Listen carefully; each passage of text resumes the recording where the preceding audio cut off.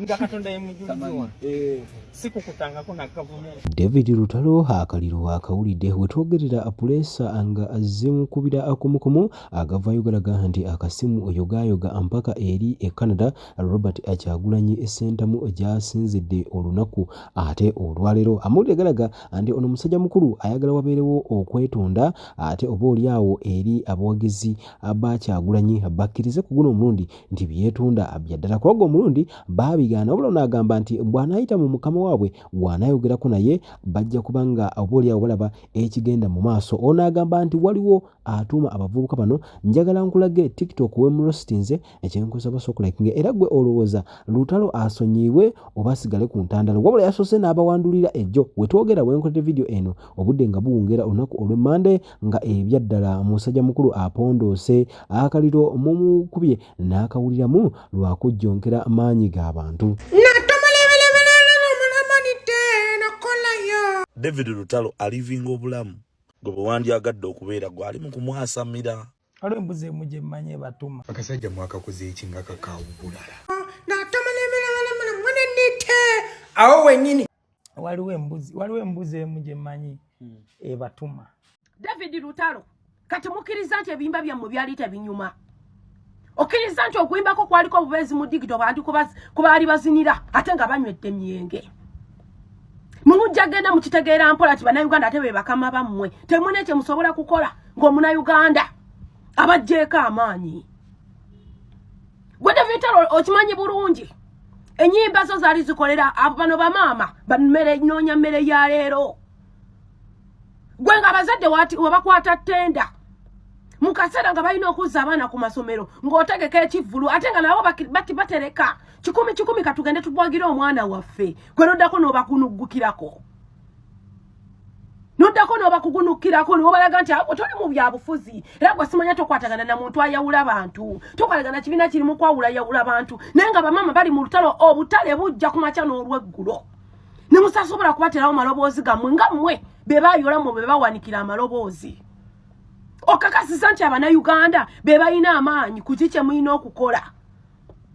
Mune musalawo okwesula gwa Nagamba nga Abannayuganda be beetaagira amaloboozi gammwe mmwe nga mmwe be baawanika.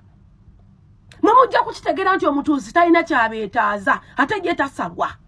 Wabula anoonya muntu Abannayuganda bwe banateekako busungu. Nze siri mu byabufuzi wabula mpagira Bobby omugezi yagamba tagala byakubawula era twalowooza nti yasigala n'abawe be tutaamwawulako kati ate baanoonya abaagazaki Akasajja nga kanyiize.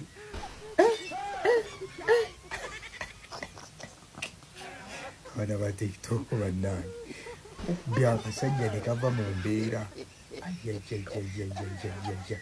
akagatto kamutuuse. Omusajja yali ku live, omusajja yafuna obuzibu bwa management.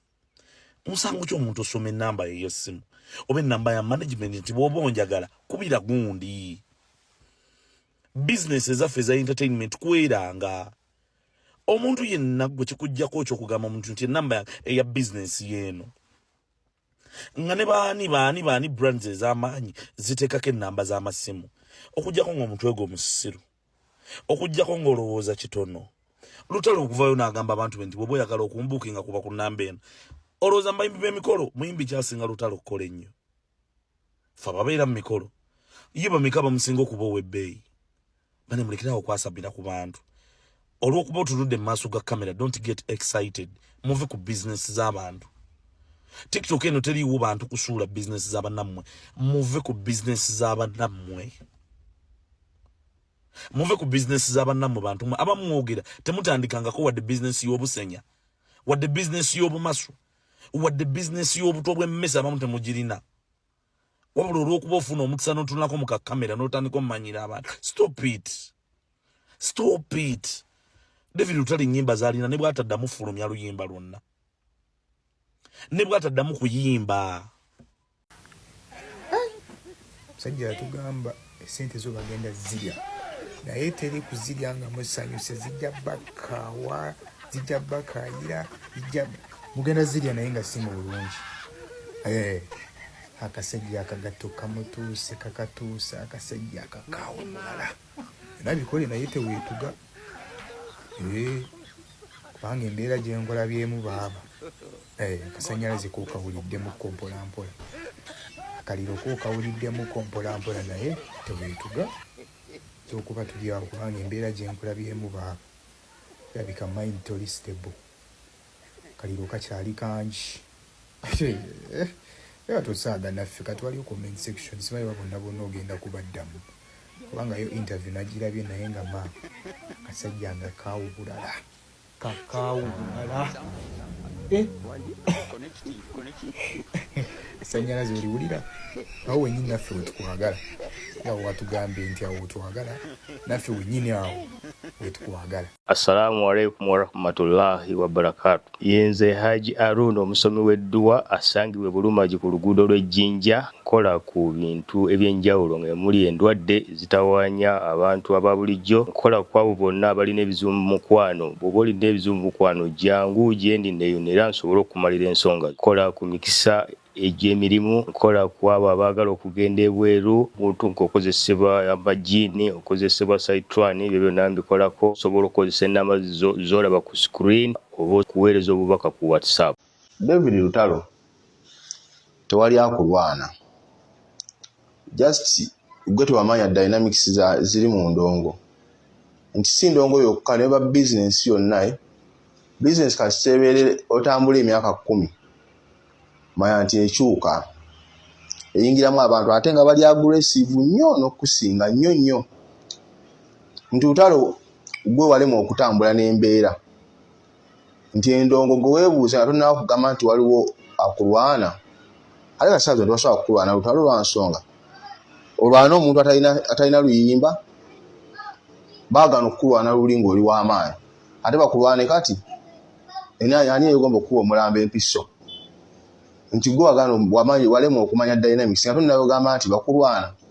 gwe weebuuze nti ku internet muntu ki gw'olina ku internet akola omulimu ogwenkanankana amafuso gwe yakolanga ku radio kati oba tomuyina manya nti gwe olemedde okugenda n'omuki otambula n'endongo nga bwetambula tewali akulwana gwe kennyini gwe weerwana manya nti endongo ezzeemu abantu abali aggressive ennyo abatabamanyi mwate oli muyimbi mulungi era oliba muyimbi mulungi paka naye manya endongo nga tonnaba kwekangabiriza gwe weebuuza olinayo omuntu akola amakusa kyeyakolanga ku radio nti kati okirina asobola okukikolera ku TikTok bw'oba tokirina then gwe oba oliko obuzibu teri muntu asobola kukulwana teri ekyo Lutalo oba olimbye nga family ye wefuna ku luweererero bagwa David Lutalo tosobola kulemesa gavumenti ya Museveni kugwa Rosa asobola okuwa ssente nga gwe asobola okulemesa gavumenti ye mwabagenda okulemesa gavumenti y'okugwa wabula anoonya kumala kuba gyetafa yekka omutuuze tasobola kugenda ku ttaka yekka ng'akimanya ayina mmwe ab'emitima eminafu abagala ensimbi essaawa zino otuuse ku point wenna tofaananika nno otuuse ku point okwemira ku live otandika okusaba otandika okuwaayo ennamba nti bannange mumpagire naye nga omwali mwatuukawo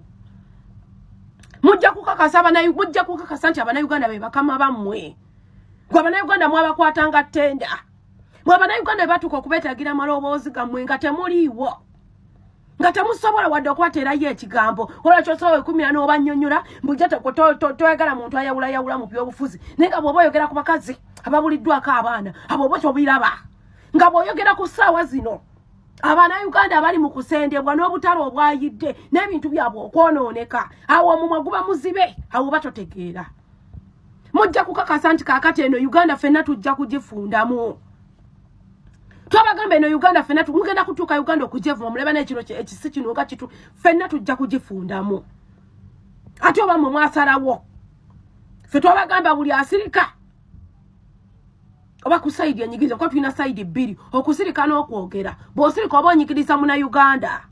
oyimiridde kuli bannanga ayagala okubuukinga akaliro kawulira ojja kutegeera nti ebimba byali tebinyuma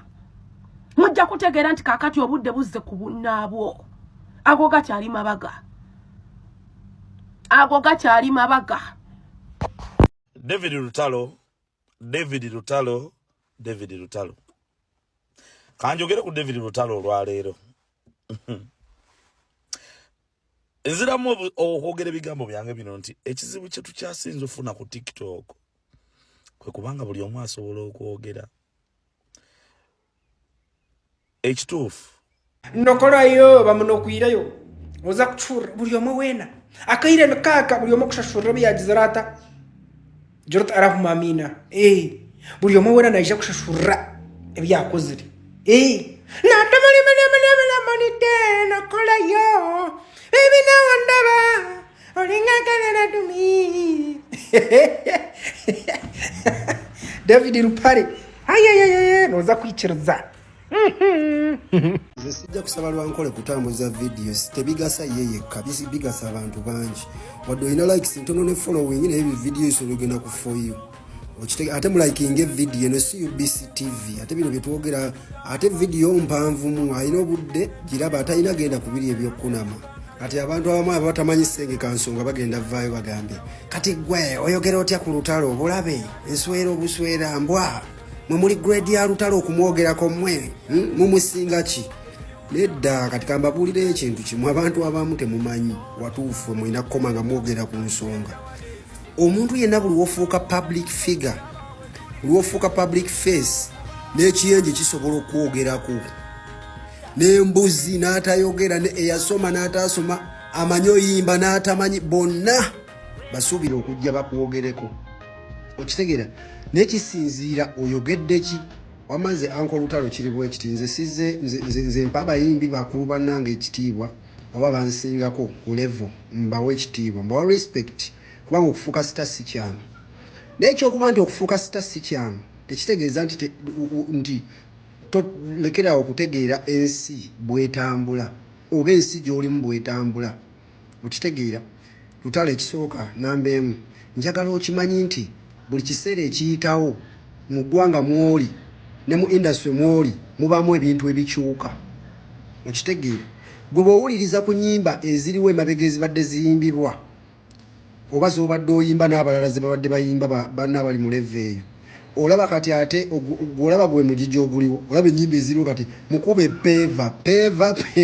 nyenyeze emmanju biki ennyimba ziri awo okitegeera nti buli time wabaawo ekintu ekikyuka ey'ensonga ngimaze okitegeera